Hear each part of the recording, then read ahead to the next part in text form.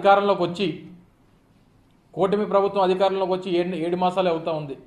కానీ జరుగుతున్నటువంటి పోరాటం 4 సంవత్సరాలుగా జరుగుతూ ఉంది. అంటే 3.5 సంవత్సరాలు వైఎస్ఆర్ కాంగ్రెస్ పార్టీ అధికారంలో ఉండగా ఈ పోరాటాన్ని ముందు తీసుకెళ్ళింది. పోరాటం చేస్తున్నటువంటి కార్మిక సంఘాలకి అండగా నిలబడింది. అన్ని రకాలుగా కూడా ప్లాంట్లో పనిచేస్తున్నటువంటి కార్మికులకి ప్లాంట్ని కాపాడేటువంటి బాధ్యత ఆ రోజు ప్రభుత్వంలో ఉన్నటువంటి జగన్మోహన్ రెడ్డి గారు ముఖ్యమంత్రిగా తీసుకున్నటువంటి సందర్భాన్ని కూడా ఈ సందర్భంగా మీ ద్వారా ప్రజలకు తెలియజేస్తూ ఉన్నాం. ఇది మేం చెప్పినటువంటి మాట కాదు. నిన్న కేంద్ర మంత్రి కుమారస్వామి గారు వారు ఇచ్చినటువంటి ప్రెస్ బ్రీఫింగ్లో 2018, 19, 2021, 22, 2021 2 సంవత్సరాలు కూడా స్టీల్ ప్లాంట్ లాభాల్లోకి వచ్చింది. 930 కోట్ల రూపాయలు 2020-21 సంవత్సరంలో లాభాలు ఆర్జించింది విశాఖపట్నం స్టీల్ ప్లాంట్.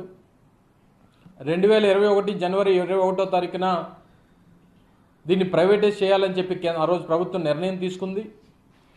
తీసుకున్నటువంటి నిర్ణయాన్ని ఏదైతే స్టీల్ ప్లాంట్కి సంబంధించినటువంటి డిజిన్వెస్ట్మెంట్ కోసం తీసుకున్నటువంటి నిర్ణయాన్ని అప్పుడున్నటువంటి ప్రభుత్వం తీవ్రంగా వ్యతిరేకించింది.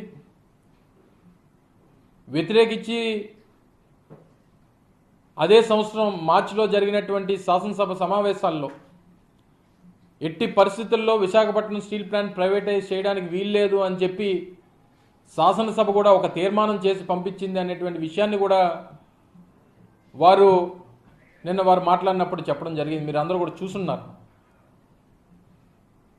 ఆ రోజు జరిగినటువంటి శాసనసభలో జరిగినటువంటి చర్చలో కూడా అప్పుడున్నటువంటి మా పరిశ్రమల శాఖ మంత్రి గౌతమ్ రెడ్డి గారు ఆ తీర్మానాన్ని ప్రవేశపెడితే ఆ తీర్మానాన్ని బలపరుస్తూ మాట్లాడినటువంటి అవకాశం కూడా ఆ రోజు శాసనసభలో నేనే దాన్ని బలపరుస్తూ మాట్లాడడం, దాని తర్వాత శాసనసభ దాన్ని